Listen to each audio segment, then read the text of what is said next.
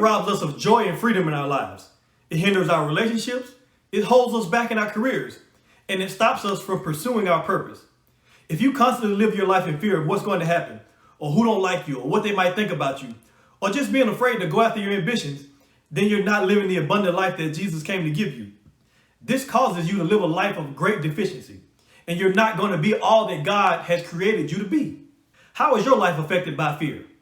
Right now, in this moment, what area in your life suffers because you're scared of something? As you think about that, I want to talk about one of the major ways that fear affects us. Fear keeps us from getting what belongs to us. Fear keeps us from getting what belongs to us. I think it's safe to say that we've all experienced this in our lives at some point on some level. Whether it's something as minor as being scared to talk to that girl you had a crush on, scared to shoot your shot, or something as major as pursuing the job that you wanted, and because of your fear, you never even applied for the job. But that's not even the worst of it. That's not the worst of this. The worst of this is oftentimes many of us let fear stop us from getting what's already ours. Things that are already in your grasp. All you have to do is reach out and grab it. Take it, possess it. But fear keeps you from getting what's yours. To illustrate this, I want to tell you a story. This is an actual story told by another dude named Moses in the book of Deuteronomy. Moses is leading the nation of Israel in the wilderness. These people had been slaves in Egypt for hundreds of years. And now by the power of God, Moses has led these people out of slavery, and they have been wandering in the wilderness looking for a land to settle in and a place to call home. Moses and the Israelites were in the wilderness, and they had been there for a while, longer than they should have been. And then Moses begins to tell them a story about themselves and the events that they already experienced. He's actually giving them a recap of what happened in the book of Exodus and Numbers. He's retelling the story because God told him to. See, sometimes someone else needs to retell the story, because when we tell the story about ourselves, we tend to make ourselves look good, or we make ourselves seem like the victim. So Moses tells the story in Deuteronomy chapter 1. Deuteronomy 1, 6 through 8. When we were at Mount Sinai, the Lord our God said to us, "You have stayed at this mountain long enough. It is time to break camp and move on. Go to the hill country of the Amorites and to all the neighboring regions, the Jordan Valley, the hill country, the western foothills, the Negev, and the coastal plain. Go to the land of the Canaanites and to Lebanon and all the way to the great Euphrates River. Look, I am giving you all this land to you. Go in and occupy it, for it is the land that the Lord swore to give your ancestors, Abraham, Isaac, and Jacob, and to all their descendants." Translation, it's yours. Take it. When I hear that, it sounds very clear to me that all that land was theirs. God said, "I am giving all this land to you. I made a promise to your ancestors, and all this belongs to you. It's already yours. You just got to go and get it." Sounds simple enough. What do you think? Sounds simple, right? Well, listen to more of the story. Verses 19 through 21, Moses said, "Then just as the Lord our God commanded us, we left Mount Sinai and traveled through the great and terrifying wilderness. As you yourselves remember, and headed toward the hill country of the Amorites. When we arrived at Kadesh Barnea, I said to you, 'You have now reached the hill country of the Amorites, and that the Lord our God has given us. Look, he has placed the land in front of you. Go and occupy it, as the Lord, the God of your ancestors, has promised you. Don't be afraid. Don't be discouraged.'" He told them that they have reached the hill country of the Amorites, a land that the Lord has given them. Yes, the Amorites are there, but the Lord is giving it to them. Who are the Amorites? The Amorites are a nomadic group of people that were just there. Nomadic people are wanderers, people that wander from place to place. They don't own any land. Basically, they're homeless. They were just there, like a homeless person who stays in an abandoned building or abandoned house.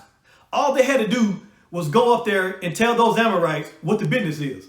They could have been like, "Hey Amorites, how y'all doing? Check this out. God told us that this was our land, and he promised this land to our fathers and our fathers' fathers, and we're here to get what's ours. Now, we can do this the easy way or the hard way. The choice is yours. But you getting up out of here today. You ain't got to go home, but, and that's all they had to say. Now, let's get back to the story and see what they did. Verse 22, Moses continues and says, but you all came to me and said, first, let's send out scouts to explore the land for us. Wait, I know it's hard to tell, but listen to the attitude in Moses' voice as he's saying this. But you all came to me and said, first, let's send out scouts to explore the land for us. They will advise us on the best route to take and which towns we should enter. As Moses is remembering this part of the story, he's actually looking back with regret because there was no good reason to send the scouts out or the spies into the promised land. God had told them that the land was good and it was theirs. Unless they didn't believe him, there was no reason to confirm it on their own. Now keep in mind, Moses is telling them a story that already happened. So check this out. When you read about this in the book of Numbers, it tells the story of the 12 spies. And reading it from Numbers, it seems that the plan to send the spies into Canaan originated with God, not the people. But a careful look at the story in Numbers shows that it dealt mainly with the number of spies to send, which was 12, and how they should be chosen, which was one from each tribe. That's why when we hear the story here in Deuteronomy, Moses said, you all came to me and said, let's send spies to the promised land. Now, why do you think that they wanted to send spies to scope out the land that God already told them that was theirs? Why do you think they did that? That's right, you guessed it. Fear. Doubt started to creep in. So though the plan did not originate with God, essentially, God said, well, since you're going to do what you're going to do anyway, and since you're going to send spies, send 12 of them and pick one from each tribe. God said, since you're going to do whatever you want to do, then let me at least give you some instructions and some guidance. When I look at this, I don't know whether to get happy or feel sad, because even when you come up with a dumb idea because of your fear, God is still trying to direct your path. Even when you're about to self-sabotage, even when you're about to blow this whole thing, blow this whole opportunity, the hand of God is still upon you, trying to guide your life, trying to guide you into your purpose, trying to give you what belongs to you, trying to give you what he promised, trying to give you what's already yours. Like I said, hearing this story, you can just hear the frustration and the regret in Moses' tone. The people wanted to send spies, and Moses agreed to it. So they went in to scout the land. And I'm going to tell you something my mom always said. She said, if you look for something, you're going to find it. Whatever it is, if you look for something, you're going to find it. If you look for something going through your husband's phone, you're going to find it. If you look for something, if you look for a reason to disqualify yourself, you're going to find it. If you look for a reason why you can't get a better job, guess what? You're going to find it. They sent the spies into the promised land looking for something. And yep, you guessed it. They found it. 10 of the 12 spies came back with a report filled with fear and unbelief. They went looking for a reason to be afraid, and they found it. They went in looking for a reason to not believe what God had promised them, and they found it. Verse 28 through 32. This is what they said. Where can we go? Our brothers have demoralized us with this report. They tell us that people of the land are taller and more powerful than we are, and their towns are large, with walls rising high to the sky. We even saw giants there, the descendants of Anak. Now, this is Moses talking. Moses says, but I said to you, don't be shocked or afraid of them. The Lord your God is going ahead of you. He will fight for you, just as you saw him do in Egypt.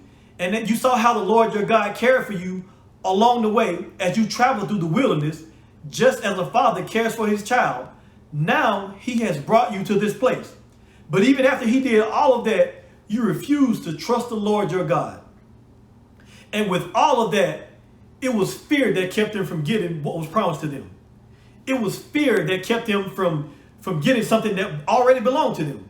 It was fear that kept them from getting what was already theirs. And when you're crippled by fear, it's hard to believe. It's hard to believe in what can be done. It's hard to believe in what can be achieved. It's hard to believe in what you can have. It's hard to believe in God. Israel as a whole was a nation that had a lot of fear and doubt and unbelief.